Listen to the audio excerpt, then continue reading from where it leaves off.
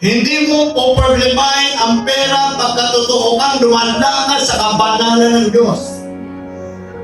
Hindi mahalaga sa iyo ang mga karangyaan. Kontento ka, mananatili ka sa paglilingkod sa Panginoon kahit walang sumuporta sa iyo.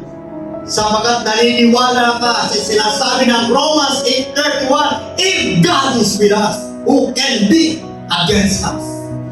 Palakpakan natin sila. Kaya huwag kang matakot, no?